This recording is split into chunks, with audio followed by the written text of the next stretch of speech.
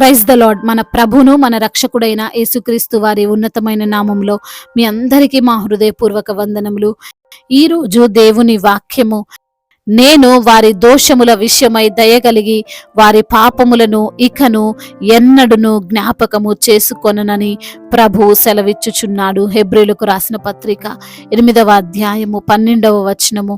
For I will be merciful forward their iniquities and I will remember their sins no more. Hebrews chapter 8 verse 12.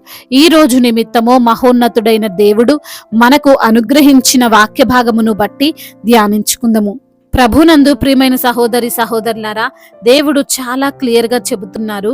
ఆయన మన దోషములను విషయంలో దయ కలిగి ఉంటాను అని, మన పాపములను జ్ఞాపకం చేసుకొనను అని. మనుషులు ఎప్పుడూ కూడా తమ యొక్క తప్పులను గుర్తు చేసుకుంటూ ఆలోచిస్తూ ఉంటారు. దానివల్ల ముందుకు కదలలేరు, చేయాల్సిన పని చేయలేరు. అపరాధ భావన వారిని వెంటాడుతూ ఉంది. ఈ రోజున ఈ మాటలు వింటున్న నీవు బహుశా అలానే ఉన్నావేమో.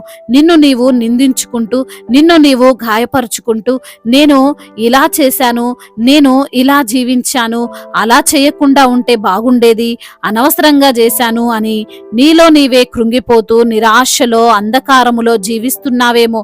నీవు అలా ఉండవద్దు అని లేఖనము సుస్పష్టముగా సెలవిస్తుంది. ఎందుకంటే నీవు సేవిస్తున్న దేవుడు, నీవు ఆరాధిస్తున్న దేవుడు నిన్ను శిక్షించేవాడు కాడు.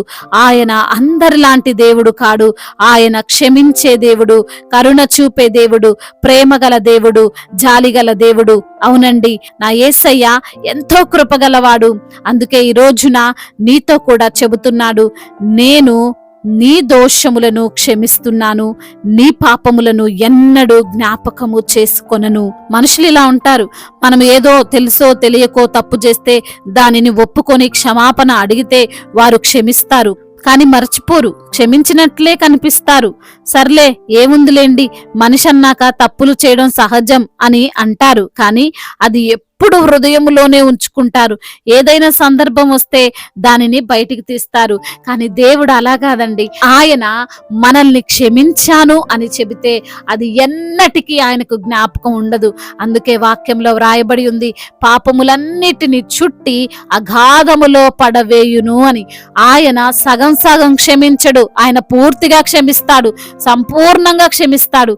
ఈ రోజున మనం చూస్తే కొంతమంది అగ్రకులము అని చెప్పేవారు అందరూ సమానమే అంటుంటారు. కులం ఏముందిలేండి, మనం మనుషులం కదా అంటారు. కానీ వారి హృదయంలో మాత్రం ఎంతో కొంత తక్కువ కులస్తుల పైన అల్పమైన భావన వారు కలిగి ఉంటారు. ఇంట్లోకి రానివ్వకపోవడమో, పెద్దగా వారిని పట్టించుకోకపోవడమో చేస్తుంటారు. అందరూ ఇలానే ఉన్నారు అని కాదు, గాని కొంతమంది ఇలానే ఉన్నారు. యేసయ్యను నమ్మిన తరువాత కూడా కులము అని మాట్లాడుతుంటారు. అనగా వారిలోని ఆ యొక్క కుల భావన అనేది ఇంకా పూర్తిగా పోలేదు. అలాంటప్పుడు ఎలా అందరితో సమానంగా ఉంటారు చెప్పండి? కానీ నా యేసయ్య అలా కాదండి.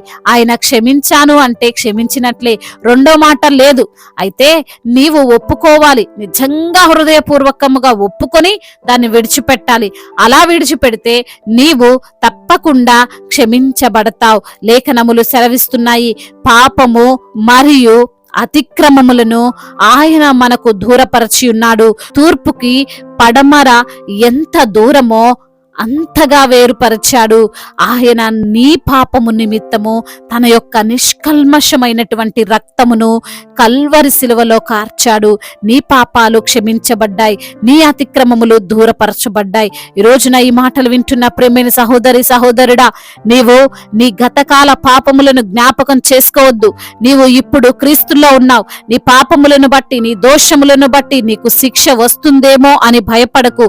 నేను అలా చేశాను కదా, అది తరతరములు నన్ను నా పిల్లలను వెంటాడుతుందేమో అని కృంగిపోకు. ఎందుకంటే క్రీస్తులో ఉన్న వారికి ఏ శిక్షా విధియో లేదు.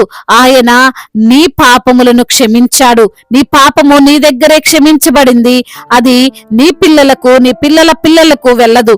ఇంతవరకు ఒకవేళ యేసయ్య దగ్గర నీ పాపము ఒప్పుకోకపోతే ఇప్పుడైనా సమయం ఏమీ మించిపోలేదు.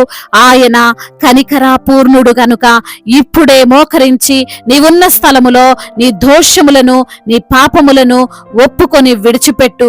ఏ శిక్ష నీ మీదికి రాకుండా దేవుడు చూసుకుంటాడు. నీలో అపరాధ భావన లేకుండా నిన్ను శాంతి సమాధానముతో యేసయ్య నడిపిస్తాడు. నిన్ను అనేకులకు ఆశీర్వాదకరంగా మాదిరికరంగా మారుస్తాడు, నిన్ను దీవిస్తాడు. దేవుడు ఈ మాటలను దీవించి మన హృదయములో ఫలింపచేయునుగాక. వాక్య భాగమును బట్టి ప్రార్థించుకుందాము. ప్రతి ఒక్కరు కూడా ప్రార్థనలో ఏకీభవించగలరు. ప్రార్థన. మహాశక్తి సంపన్నుడు అయిన దేవా, కృపా కనికరములు కలిగిన మా తండ్రి, మీకు స్తోత్రాలు చెల్లిస్తున్నాం. అవునయ్యా, మా దోషములను భరించే దేవుడవు అయ్యా, మా యొక్క పాపములు ఎన్నడూ కూడా జ్ఞాపకం చేసుకొనని తండ్రి సెలవిచ్చిన ప్రభుడవు తండ్రి. అయ్యా, మీకు వందనాలు. అమూల్యమైనటువంటి నిష్కల్మషమైనటువంటి నీ యొక్క రక్తము ద్వారా మా ప్రతి పాపాన్ని కడిగి వేసిన దేవుడవని ఈ రోజున లేఖనము ద్వారా మీరు మాతో మాట్లాడారు. అయ్యా, మేము పాపమును ఒప్పుకొని విడిచిపెడితే అది ఎప్పుడు కూడా మీరు జ్ఞాపకం చేసుకొనరని అయ్యా సూటిగా మాతో మాట్లాడారు. మమ్మల్ని ఎంతగానో ఆదరించారయ్యా. అయ్యా, నీలా ప్రేమించేవారు లేరు ప్రభా, నీలా రక్షించేవారు లేరయ్యా, నీలా ఆదుకునేవారు లేరయ్యా, నీలా తండ్రి అయ్యా మరి తండ్రి భరించేవారు ఎవరు లేరు ప్రభా. ఈ సమయంలో తండ్రి ఎందరైతే బిడ్డలు వాక్యమును విని ప్రార్థనలో ఏకీభవిస్తున్నారో ప్రతి బిడ్డను మీరు పేరు పేరున దీవించండి అయ్యా, ఆశీర్వదించండి, బలపరచండి. మీ కృప చేత వారిని జ్ఞాపకం చేసుకోండి. వారికి ఉన్న సమస్యలు, వారికి ఉన్న శోధనలు, వారికి ఉన్న కష్టాలు, వారికి ఉన్న ప్రతి ఒక్క విధమైన సమస్యలన్నిటి నుంచి కూడా విడుదల దయచేయండి అయ్యా. అదే విధంగా నా ప్రభా, అనారోగ్యముతో బాధపడుతున్న ప్రతి బిడ్డను మీరు తాకండి అయ్యా. ఎటువంటి అనారోగ్యము వారికి ఉన్నా అది మరణకరమైనటువంటి రోగమైనప్పటికీ అయ్యా తండ్రి, బిడ్డలను మీరు జ్ఞాపకం చేసుకొని సంపూర్ణ విడుదల దయచేయండి అయ్యా. ఆ రోగములను బాపే దేవుడవు తండ్రి, పరమ వైద్యుడవు తండ్రి, నీకు అసాధ్యము కానిదంటూ ఏది లేదు ప్రభా. బిడ్డలను మీరు జ్ఞాపకం చేసుకోండి. ఆర్థిక పరమైన ఇబ్బందుల నుండి విడుదల దయచేయండి. అప్పుల భారాలను యేసు నామములో కొట్టివేయండి. కుటుంబ సమస్యలు, కుటుంబంలో కలహాలు, భార్యాభర్తల మధ్య విభేదాలు, అన్నదమ్ముల మధ్య విభేదాలు, ఆస్తి తగాదాలు, వీటన్నిటి నుంచి కూడా విడుదల దయచేయండి. న్యాయము తీర్చే దేవుడవు తండ్రి, ప్రతి బిడ్డకు న్యాయాన్ని జరిగించండి ప్రభా. అనాథలను, అభాగ్యులను ఆదుకునే దేవుడవు, విధవరాల పక్షముగా వాద్యమాడే దేవుడవు తండ్రి. మీరే ప్రతి బిడ్డకు తోడుగా ఉండండి. చిన్న బిడ్డలను కాచి కాపాడండి. యవన బిడ్డలందరికీ మీరు తోడుగా ఉండండి. బిడ్డలు చేస్తున్న పనులలో తండ్రి, బిడ్డలు చదివే చదువులో తండ్రి, మీ యొక్క సన్నిధిని వారికి తోడుగా ఉంచమని వేడుకుంటున్నాం తండ్రి. అదే విధంగా ప్రభా అయ్యా, ప్రతి ఒక్క బిడ్డ రక్షింపబడినట్లుగా కృప చూపించండి. ఏ ఒక్కరు నశించిపోవటం మీ చిత్తము కాదు ప్రభా. అయ్యా, మీ చిత్తములో ప్రతి ఒక్కరు రక్షణ పొందినట్లుగా సహాయము దయచేయండి. యవన బిడ్డలు ప్రభా పాపములో పడిపోకుండా, చెడు వ్యసనాలలో వారు పడిపోకుండా, చెడు స్నేహాలు వారు చేయకుండా అయా బిడ్డల హృదయములో మీ వాక్యము నుంచమని వేడుకుంటున్నాము తండ్రి. అయ్యా, అదే విధంగా కోర్టు సమస్యల నుండి విడుదల దయచేయండి. భూతగాథ సమస్యలన్నిటి నుంచి కూడా విడుదల దయచేయండి ప్రభా. అయ్యా, చేతి పని చేసుకునే వారిని దీవించండి. బిజినెస్ చేస్తున్న వారిని ఆశీర్వదించండి. వారు చేస్తున్న ప్రతి ఒక్క ప్రయత్నాన్ని మీరు సఫలము చేయండి. వివాహాల విషయంలో మీ చిత్తమేదో బిడ్డలకు బయలుపరచండి. అయ్యా, మీ చిత్తానుసారంగా వివాహము జరుగునట్లుగా కృప చూపించమని వేడుకుంటున్నాం. అయ్యా, గర్భఫలము లేక బాధపడుతున్న బిడ్డలకు గర్భఫలాన్ని దయచేయండి. మీరిచ్చే బహుమానమును పొందుకొని మీ సన్నిధిలో సాక్షులుగా వారు ఉండడానికి సహాయమును దయచేయమని వేడుకుంటున్నాం తండ్రి. అదే విధంగా నా ప్రభువా అయా, ఎందరైతే బిడ్డలు ఈ రోజు నా ప్రయాణాల్లో ఉన్నారో వారి ప్రయాణం అంతటిని సుఖముగా, సౌఖ్యముగా, క్షేమకరముగా జరుగునట్లుగా కృప చూపించండి. వారు వెళ్లే వాహనము చుట్టూ మీ కంచెను, మీ కాపుదలను దయచేయమని వేడుకుంటున్నాం తండ్రి. అదే విధంగా అధికారులందరికీ మీరు తోడుగా ఉండండి. సమయోచితమైనటువంటి జ్ఞానమును, వివేచనను అయా వారికి మీరు అనుగ్రహించమని వేడుకుంటున్నాం తండ్రి. మా భారతదేశాన్ని దీవించండి. సమాధాన దేశముగా ఉండునట్లుగా కృప చూపించండి తండ్రి. అయా, దైవజనులందరినీ కూడా మీరు జ్ఞాపకం చేసుకోండి. వారి యొక్క సంఘాలను విస్తరింపచేయండి. సంఘానికి మీరు శిరస్సై ఉండండి. ఎత్తబడే సంఘముగా ఆ సంఘాన్ని నిలవబెట్టుకోండి ప్రభువా. అదే విధంగా సువార్థికులను మీరు బలపరచండి. మీ యొక్క సన్నిధిన దూతను ముందుగా వారికి అయా నడిపించమని బ్రతిమిలాడుకుంటున్నాం. మిషనరీస్ ని మీరు దీవించండి ప్రభువా. వారు ఎన్నో శ్రమలు, ఎన్నో ఇబ్బందులు, ఇరుకులు అనుభవిస్తుండగా వాటన్నిటి నుంచి కూడా విడుదలను అనుగ్రహించమని, మీరే వారికి సామర్థ్యమును అనుగ్రహించమని అనుగ్రహించమని వేడుకుంటున్నాం. ఇతర దేశాల్లో ఉంటున్న ప్రతి బిడ్డకు మీరు తోడై ఉండండి.